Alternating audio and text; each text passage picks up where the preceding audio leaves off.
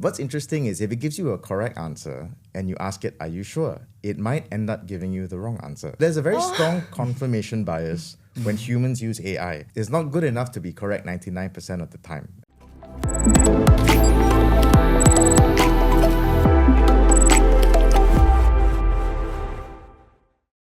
So maybe I can start by asking yourself, Adam, as the head of digital advisory, what are you seeing in terms of that change in customer expectations? Is it real? What challenges does it present? What does it look like? No, I think there's definitely some shifts in people's expectations about how timely they can get information and how much self-service they can do.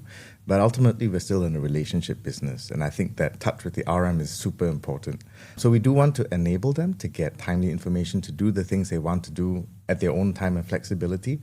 But I think more important for us is actually to enable the relationship manager to have a better experience with the client, to know more about their client, to give better quality advice, to do it quicker. That is probably the side that I sit on. The overall experience when it comes to those other things is very important. But the driving advisory, I think, really is about helping the RM hyper-personalize and give best-in-class quality advice to every client and not really have to pick and choose where you spend your time. Yeah, I completely agree with Adam as well on this part that before high network client is it's really high touch, right? And then before you can even gain the trust from them, you build the trust over time. There's a lot of time that some of digital channel will not be able to collect those information. So you need to build trust first before they're starting to trading with you. And on top of that, all this admin stuff is taking a lot of time from the RM on a day-to-day basis. So these AI tools or any tools or even advisory tool that embedded with AI could help them to get information much faster. And then once you get that, they can actually using that judgment to see whether is it suitable to talk to the customer. So it will be really helpful. I think we've seen a big shift from a lot of skepticism towards AI, towards on a retail usage, overusing it almost. And now you're saying we need to hyper-personalize and make sure that it's consistent as well, right? So how can you as a bank ensure that the advice given to the customer is personalized, but is still consistent with the CIO office views?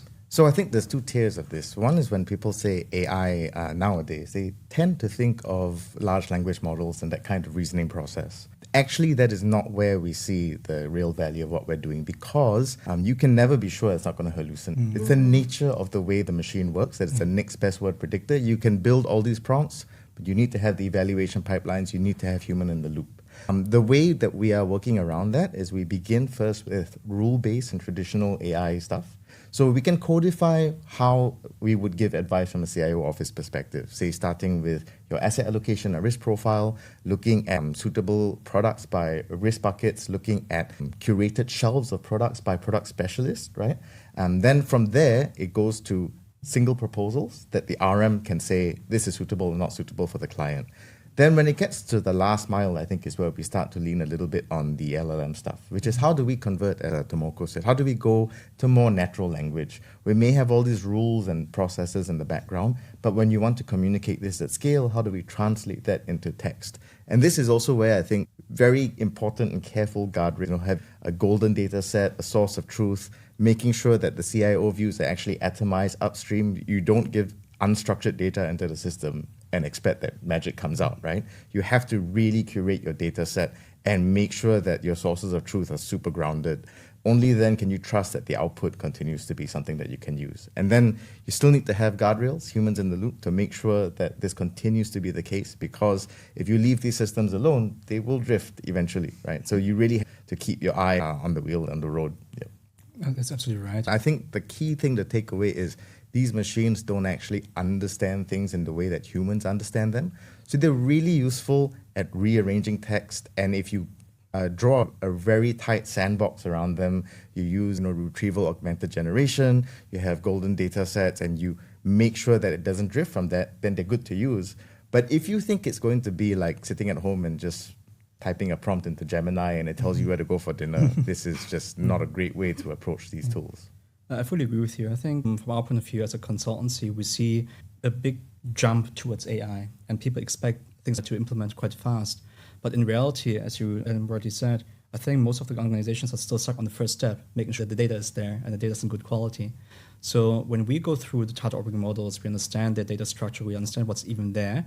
We actually spend more time fixing that rather than implementing AI. And this is, I think, what most banks are starting with.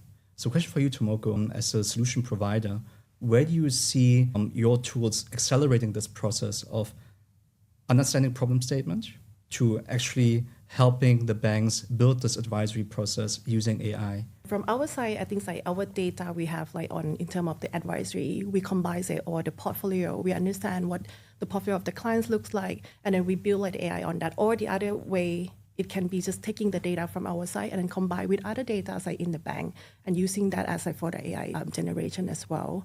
Maybe it's like from our tools, like because right now it's quite limited in terms of the information that we have. But I think like in the futures, when we combine a lot of information together, I think that would be a lot more like powerful in terms of like the use case that the bank can use.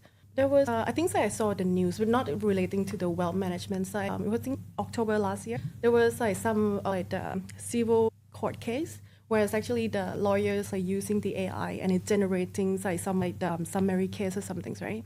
And then it's come up like with something totally make up.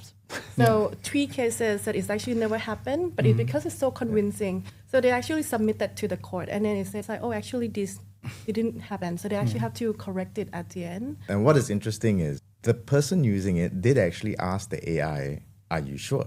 And it said yes. And so if you've ever used these LMs, you know they have a positive slant and everything. Yeah. What's interesting is if it gives you a correct answer and you ask it, "Are you sure?" it might end up giving you the wrong answer. So there's a very strong confirmation bias when humans use AI because we don't look at it and ask, does it know? We ask, did it give me the right or wrong answer? Yeah. And so that understanding of like how these systems work is really important before you start deploying, especially if you think about deploying to end users, to customers. Yeah. Because it's not good enough to be correct 99% of the time. Because at least if you have an advisor who is wrong that 1%, you know how you're going to handle the responsibility and ownership of that institutionally. Yeah. But if you have that at scale in a machine, I don't think we're comfortable with assessing quite how to handle that level of risk before deploying yet.